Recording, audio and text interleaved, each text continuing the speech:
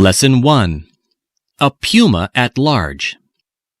Pumas are large, cat-like animals which are found in America. When reports came into London Zoo that a wild puma had been spotted 45 miles south of London, they were not taken seriously. However, as the evidence began to accumulate, experts from the zoo felt obliged to investigate, for the descriptions given by people who claimed to have seen the puma were extraordinarily similar. The hunt for the puma began in a small village where a woman picking blackberries saw a large cat, only 5 yards away from her. It immediately ran away when she saw it, and experts confirmed that a puma will not attack a human being unless it is cornered. The search proved difficult, for the puma was often observed at one place in the morning and at another place 20 miles away in the evening. Wherever it went, it left behind a trail of dead deer and small animals, like rabbits. Paw prints were seen in a number of places, and puma fur was found clinging to bushes. Several people complained of cat-like noises at night, and a businessman on a fishing trip saw the puma up a tree. The experts were now fully convinced that the animal was a puma, but where had it come from?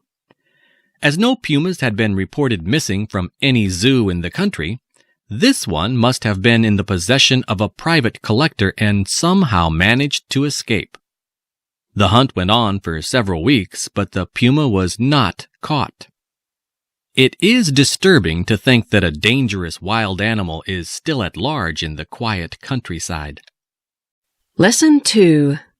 13 equals 1. Our vicar is always raising money for one cause or another, but he has never managed to get enough money to have the church clock repaired. The big clock, which used to strike the hours day and night, was damaged many years ago and has been silent ever since. One night, however, our vicar woke up with a start. The clock was striking the hours. Looking at his watch, he saw that it was 1 o'clock, but the bell struck 13 times before it stopped. Armed with a torch, the vicar went up into the clock tower to see what was going on. In the torchlight, he caught sight of a figure whom he immediately recognized as Bill Wilkins, our local grocer. "Whatever are you doing up here, Bill?" asked the vicar in surprise. "I'm trying to repair the bell," answered Bill. "I've been coming up here night after night for weeks now. You see, I was hoping to give you a surprise." "You certainly did give me a surprise," said the vicar. "You've probably woken up everyone in the village as well. Still, I'm glad the bell is working again." "That's the trouble, vicar," answered Bill. "It's working all right. But I'm afraid that at 1 o'clock it will strike 13 times, and there's nothing I can do about it." "We'll get used to that, Bill," said the vicar. 13 is not as good as 1, but it's better than nothing. Now let's go downstairs and have a cup of tea. Lesson 3. An Unknown Goddess. Some time ago, an interesting discovery was made by archaeologists on the Aegean island of Kea. An American team explored a temple which stands in an ancient city on the promontory of Aia Irene. The city at one time must have been prosperous, for it enjoyed a high level of civilization. Houses, often 3 stories high, were built of stone. They had large rooms with beautifully decorated walls. The city was even equipped with a drainage system, for a great many clay pipes were found beneath the narrow streets. The temple, which the archaeologists explored, was used as a place of worship from the 15th century BC until Roman times. In the most sacred room of the temple, clay fragments of 15 statues were found. Each of these represented a goddess and had, at one time, been painted. The body of one statue was found among remains dating from the 15th century BC. Its missing head happened to be among remains of the 5th century BC. This head must have been found in classical times and carefully preserved. It was very old and precious even then. When the archaeologists reconstructed the fragments, they were amazed to find that the goddess turned out to be a very modern-looking woman. She stood 3 feet high, and her hands rested on her hips. She was wearing a full-length skirt which swept the ground. Despite her great age, she was very graceful indeed, but, so far, the archaeologists have been unable to discover her identity. Lesson 4. The Double Life of Alfred Bloggs. These days, people who do manual work often receive far more money than people who work in offices. People who work in offices are frequently referred to as white-collar workers for the simple reason that they usually wear a collar and tie to go to work. Such is human nature that a great many people are often willing to sacrifice higher pay for the privilege of becoming white-collar workers. This can give rise to curious situations, as it did in the case of Alfred Bloggs, who worked as a dustman for the Ellesmere Corporation. When he got married, Alf was too embarrassed to say anything to his wife about his job. He simply told her that he worked for the corporation. Every morning, he left home dressed in a smart black suit. He then changed into overalls and spent the next 8 hours as a dustman. Before returning home at night, he took a shower and changed back into his suit. Alf did this for over 2 years, and his fellow dustmen kept his secret. Alf's wife has never discovered that she married a dustman, and she never will, for Alf has just found another job. He will soon be working in an office. He will be earning only half as much as he used to, but he feels that his rise in status is well worth the loss of money. From now on, he will wear a suit all day, and others will call him Mr. Bloggs, not Alf. Lesson 5. The Facts. Editors of newspapers and magazines often go to extremes to provide their readers with unimportant facts and statistics. Last year, a journalist had been instructed by a well-known magazine to write an article on the president's palace in a new African republic. When the article arrived, the editor read the first sentence and then refused to publish it. The article began, "Hundreds of steps lead to the high wall which surrounds the president's palace." The editor at once sent the journalist a fax instructing him to find out the exact number of steps and the height of the wall. The journalist immediately set out to obtain these important facts, but he took a long time to send them. Meanwhile, the editor was getting impatient, for the magazine would soon go to press. He sent the journalist 2 more faxes, but received no reply. He sent yet another fax, informing the journalist that if he did not reply soon, he would be fired. When the journalist again failed to reply, the editor reluctantly published the article as it had originally been written. A week later, the editor at last received a fax from the journalist. Not only had the poor man been arrested, but he had been sent to prison as well. However, he had at last been allowed to send a fax, in which he informed the editor that he had been arrested while counting the 1,084 steps leading to the 15-foot wall which surrounded the president's palace. Lesson 6. Smash and Grab. The expensive shops in a famous arcade near Piccadilly were just opening. At this time of the morning, the arcade was almost empty.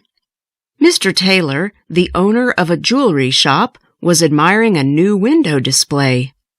2 of his assistants had been working busily since 8 o'clock and had only just finished. diamond necklaces and rings had been beautifully arranged on a background of black velvet. After gazing at the display for several minutes, Mr. Taylor went back into his shop.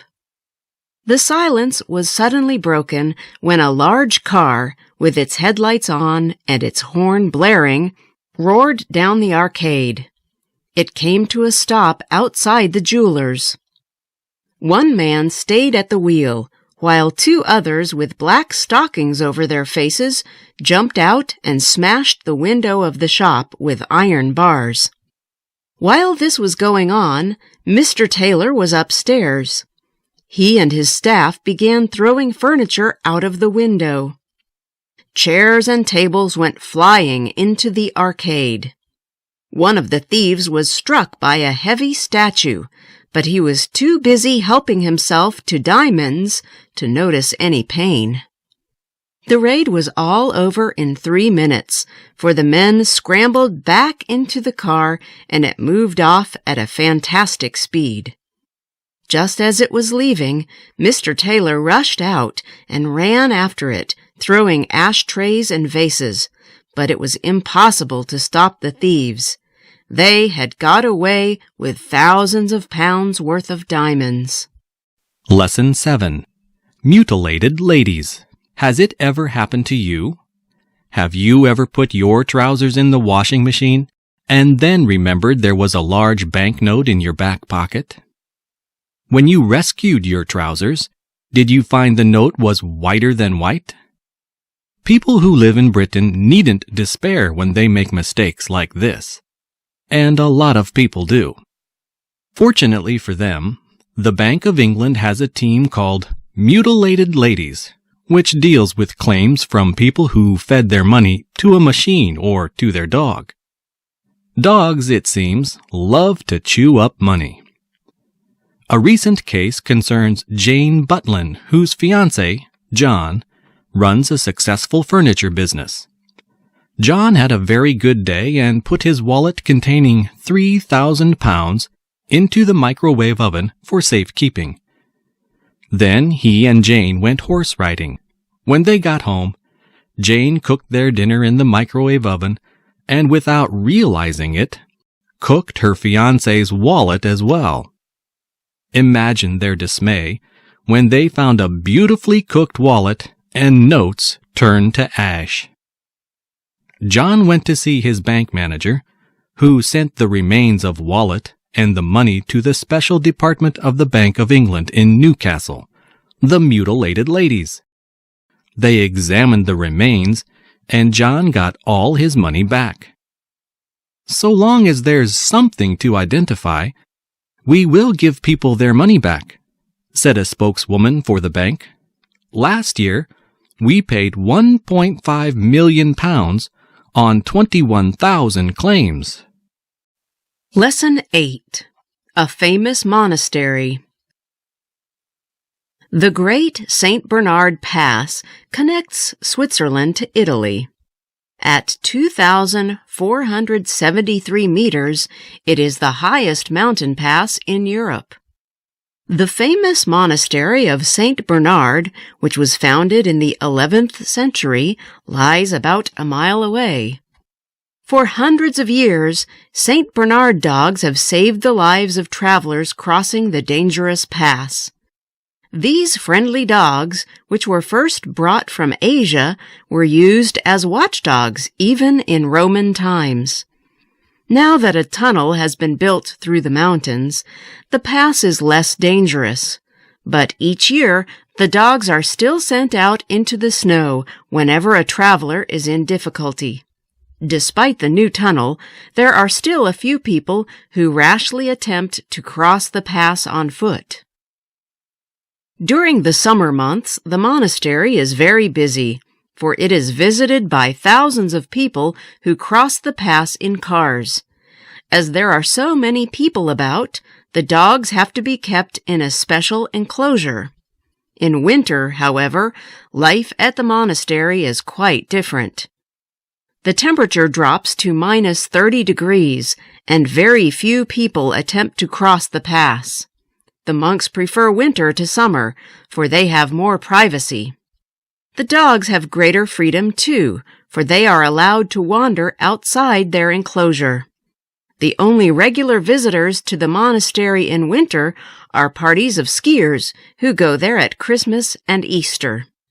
These young people, who love the peace of the mountains, always receive a warm welcome at St. Bernard's Monastery. Lesson 9. Flying Cats. Cats never fail to fascinate human beings. They can be friendly and affectionate towards humans, but they lead mysterious lives of their own as well. They never become submissive like dogs and horses. As a result, humans have learned to respect feline independence. Most cats remain suspicious of humans all their lives. One of the things that fascinates us most about cats is the popular belief that they have 9 lives. Apparently, there is a good deal of truth in this idea. A cat's ability to survive falls is based on fact. Recently, the New York Animal Medical Center made a study of 132 cats over a period of 5 months. All these cats had one experience in common. They had fallen off high buildings, yet only 8 of them died from shock or injuries. Of course, New York is the ideal place for such an interesting study, because there is no shortage of tall buildings. There are plenty of high-rise windowsills to fall from. One cat, Sabrina, fell 32 stories, yet only suffered from a broken tooth. Cats behave like well-trained paratroopers, a doctor said. It seems that the further cats fall, the less they are likely to injure themselves. In a long drop, they reach speeds of 60 miles an hour and more. At high speeds, falling cats have time to relax. They stretch out their legs like flying squirrels. This increases their air resistance and reduces the shock of impact when they hit the ground. Lesson 10. The Loss of the Titanic. The great ship Titanic sailed for New York from Southampton on April 10, 1912. She was carrying 1,316 passengers and a crew of 891. Even by modern standards, the 46,000-ton Titanic was a colossal ship. At that time, however, she was not only the largest ship that had ever been built, but was regarded as unsinkable, for she had 16 watertight compartments. Even if 2 of these were flooded, she would still be able to float. The tragic sinking of this great liner will always be remembered, for she went down on her first voyage with heavy loss of life. 4 days after setting out, while the Titanic was sailing across the icy waters of the North Atlantic, a huge iceberg was suddenly spotted by a lookout. After the alarm had been given, the great ship turned sharply to avoid a direct collision. The Titanic turned just in time, narrowly missing the immense wall of ice, which rose over 100 feet out of the water beside her. Suddenly, there was a slight trembling sound from below, and the captain went down to see what had happened. The noise had been so faint that no one thought that the ship had been damaged.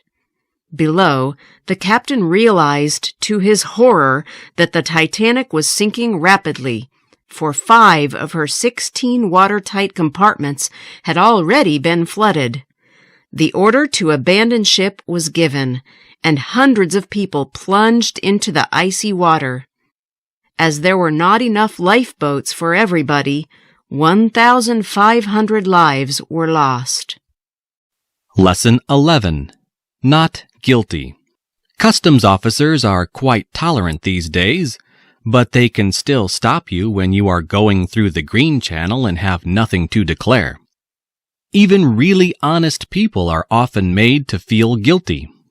The hardened professional smuggler, on the other hand, is never troubled by such feelings, even if he has 500 gold watches hidden in his suitcase. When I returned from abroad recently, a particularly officious young customs officer clearly regarded me as a smuggler.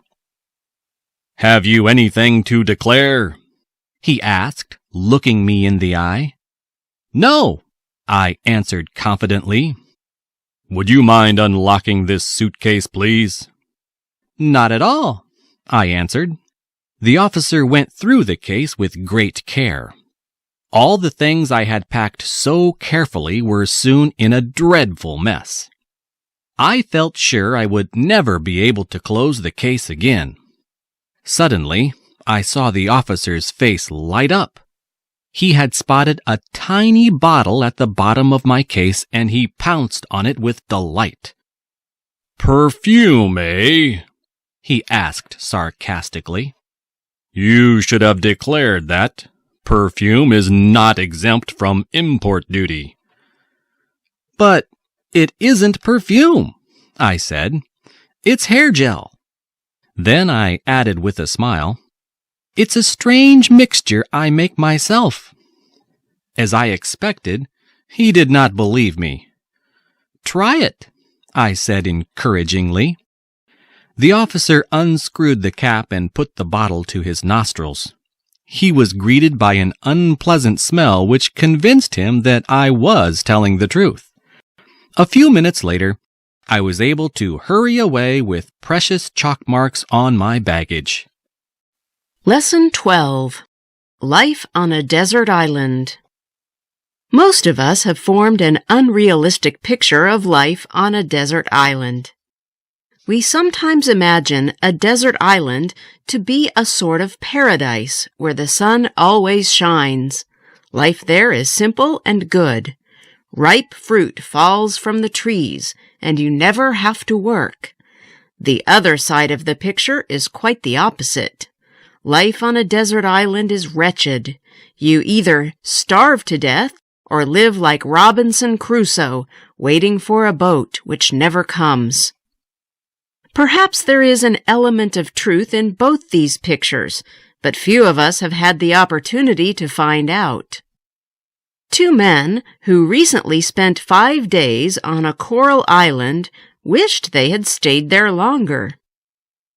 They were taking a badly damaged boat from the Virgin Islands to Miami to have it repaired. During the journey, their boat began to sink. They quickly loaded a small rubber dinghy with food, matches, and cans of beer and rowed for a few miles across the Caribbean until they arrived at a tiny coral island. There were hardly any trees on the island, and there was no water, but this did not prove to be a problem. The men collected rainwater in the rubber dinghy. As they had brought a spear gun with them, they had plenty to eat. They caught lobster and fish every day, and, as one of them put it, ate like kings. When a passing tanker rescued them 5 days later, both men were genuinely sorry that they had to leave. Lesson 13. It's only me. After her husband had gone to work, Mrs. Richards sent her children to school and went upstairs to her bedroom. She was too excited to do any housework that morning, for in the evening she would be going to a fancy dress party with her husband. She intended to dress up as a ghost, and as she had made her costume the night before, she was impatient to try it on. Though the costume consisted only of a sheet, it was very effective. After putting it on, Mrs. Richards went downstairs. She wanted to find out whether it would be comfortable to wear. Just as Mrs. Richards was entering the dining room, there was a knock on the front door. She knew that it must be the baker. She had told him to come straight in if ever she failed to open the door and to leave the bread on the kitchen table. Not wanting to frighten the poor man, Mrs. Richards quickly hid in the small storeroom under the stairs. She heard the front door open and heavy footsteps in the hall. Suddenly, the door of the storeroom was opened and a man entered. Mrs. Richards realized that it must be the man from the electricity board who had come to read the meter. She tried to explain the situation, saying, "It's only me." But it was too late. The man let out a cry and jumped back several paces. When Mrs. Richards walked towards him, he fled, slamming the door behind him. Lesson 14. A Noble Gangster. There was a time when the owners of shops and businesses in Chicago had to pay large sums of money to gangsters in return for protection. If the money was not paid promptly, the gangsters would quickly put a man out of business by destroying his shop. Obtaining protection money is not a modern crime. As long ago as the 14th century, an Englishman, Sir John Hawkwood, made the remarkable discovery that people would rather pay large sums of money than have their life work destroyed by gangsters. 600 years ago, Sir John Hawkwood arrived in Italy with a band of soldiers and settled near Florence. He soon made a name for himself and came to be known to the Italians as Giovanni Acuto. Whenever the Italian city-states were at war with each other, Hawkwood used to hire his soldiers to princes who were willing to pay the high price he demanded. In times of peace, when business was bad, Hawkwood and his men would march into a city-state and, after burning down a few farms, would offer to go away if protection money was paid to them. Hawkwood made large sums of money in this way. In spite of this, the Italians regarded him as a sort of hero. When he died at the age of 80, the Florentines gave him a state funeral and had a picture painted which was dedicated to the memory of the most valiant soldier and most notable leader, Signor Giovanni Hawkwood. Lesson 15. 50 pence worth of trouble. Children always appreciate small gifts of money. Mom or Dad, of course, provides a regular supply of pocket money, but uncles and aunts are always a source of extra income. With some children, small sums go a long way. If 50 pence pieces are not exchanged for sweets, they rattle for months inside money boxes. Only very thrifty children manage to fill up a money box. For most of them, 50 pence is a small price to pay for a nice big bar of chocolate. My nephew, George, has a money box, but it is always empty.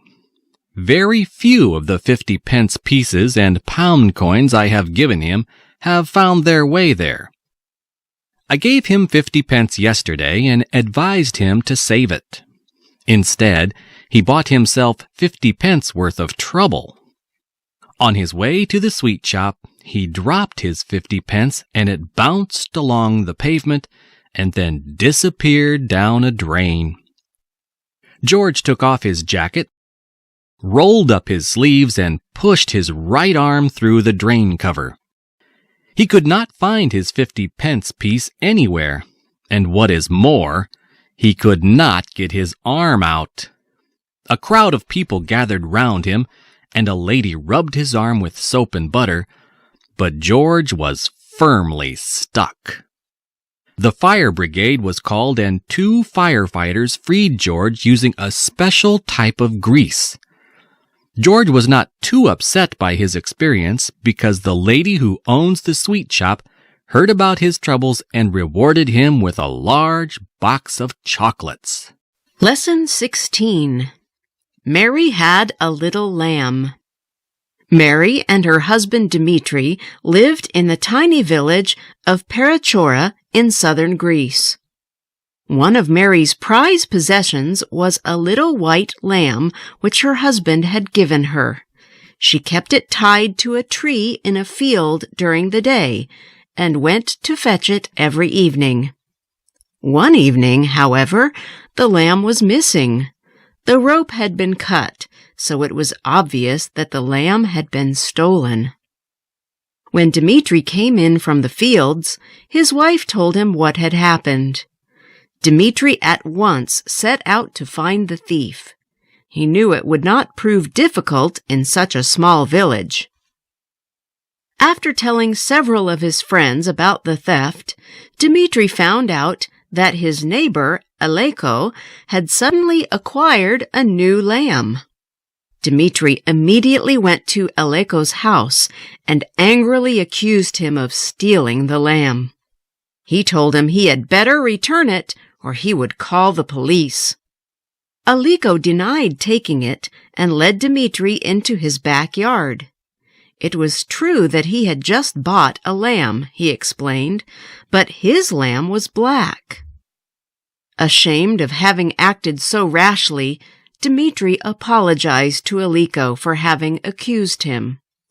While they were talking, it began to rain, and Dmitri stayed in Aleko's house until the rain stopped.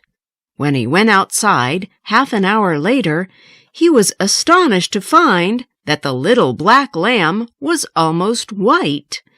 Its wool, which had been dyed black, had been washed clean by the rain. Lesson 17. The longest suspension bridge in the world. Verrazzano, an Italian about whom little is known, sailed into New York Harbor in 1524 and named it Angoulême. He described it as a very agreeable situation located within two small hills in the midst of which flowed a great river. Though Verrazzano is by no means considered to be a great explorer, his name will probably remain immortal, for on November 21st, 1964, the longest suspension bridge in the world was named after him.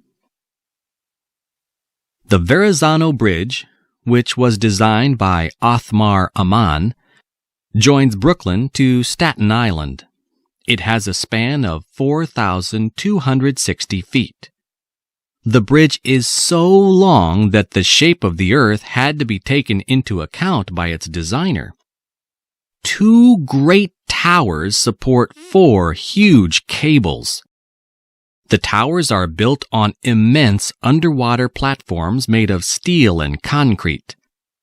The platforms extend to a depth of over 100 feet under the sea. These alone took 16 months to build. Above the surface of the water, the towers rise to a height of nearly 700 feet. They support the cables from which the bridge has been suspended. Each of the 4 cables contains 26,108 lengths of wire. It has been estimated that if the bridge were packed with cars, it would still only be carrying a third of its total capacity. However, size and strength are not the only important things about this bridge. Despite its immensity, it is both simple and elegant, fulfilling its designer's dream to create an enormous object drawn as faintly as possible. Lesson 18. Electric currents in modern art. Modern sculpture rarely surprises us anymore. The idea that modern art can only be seen in museums is mistaken. Even people who take no interest in art cannot have failed to notice examples of modern sculpture on display in public places. Strange forms stand in gardens and outside buildings and shops. We have got quite used to them. Some so-called modern pieces have been on display for nearly 80 years. In spite of this, some people, including myself, were surprised by a recent exhibition of modern sculpture. The first thing I saw when I entered the art gallery was a notice which said, "Do not touch the exhibits. Some of them are dangerous." The objects on display were pieces of moving sculpture. Oddly shaped forms that are suspended from the ceiling and move in response to a gust of wind are quite familiar to everybody. These objects, however, were different. Lined up against the wall, there were long, thin wires attached to metal spheres. The spheres had been magnetized and attracted or repelled each other all the time. In the center of the hall, there were a number of tall structures which contained colored lights. These lights flickered continuously, like traffic lights which have gone mad. Sparks were emitted from small black boxes, and red lamps flashed on and off angrily. It was rather like an exhibition of prehistoric electronic equipment. These peculiar forms not only seemed designed to shock people emotionally, but to give them electric shocks as well. Lesson 19. A very dear cat. Kidnappers are rarely interested in animals, but they recently took considerable interest in Mrs. Eleanor Ramsey's cat. Mrs. Eleanor Ramsey, a very wealthy old lady, has shared a flat with her cat, Rastus, for a great many years. Rastus leads an orderly life. He usually takes a short walk in the evenings and is always home by 7 o'clock. One evening, however, he failed to arrive. Mrs. Ramsey got very worried. She looked everywhere for him but could not find him. 3 days after Rastus's disappearance, Mrs. Ramsey received an anonymous letter. The writer stated that Rastus was in safe hands and would be returned immediately if Mrs. Ramsey paid a ransom of £1,000. Mrs. Ramsey was instructed to place the money in a cardboard box and to leave it outside her door. At first, she decided to go to the police, but fearing that she would never see Rastus again, the letter had made that quite clear, she changed her mind. She withdrew £1,000 from her bank and followed the kidnapper's instructions. The next morning, the box had disappeared, but Mrs. Ramsey was sure that the kidnapper would keep his word. Sure enough, Rastus arrived punctually at 7 o'clock that evening. He looked very well, though he was rather thirsty, for he drank half a bottle of milk. The police were astounded when Mrs. Ramsey told them what she had done. She explained that Rastus was very dear to her. Considering the amount she paid, he was dear in more ways than one. Lesson 20. Pioneer Pilots. In 1908, Lord Northcliffe offered a prize of £1,000 to the first man who would fly across the English Channel. Over a year passed before the first attempt was made. On July 19th, 1909, in the early morning, Hubert Latham took off from the French coast in his plane, the Antoinette IV. He had traveled only 7 miles across the channel when his engine failed, and he was forced to land on the sea. The Antoinette floated on the water until Latham was picked up by a ship. 2 days later, Louis Blériot arrived near Calais with a plane called Number 11. Blériot had been making planes since 1905, and this was his latest model. A week before, he had completed a successful overland flight during which he covered 26 miles. Latham, however, did not give up easily. He, too, arrived near Calais on the same day with a new Antoinette. It looked as if there would be an exciting race across the channel. Both planes were going to take off on July 25th, but Latham failed to get up early enough. After making a short test flight at 4:15 a.m., Blériot set off half an hour later. His great flight lasted 37 minutes. When he landed near Dover, the first person to greet him was a local policeman. Latham made another attempt a week later and got within half a mile of Dover, but he was unlucky again. His engine failed, and he landed on the sea for the second time.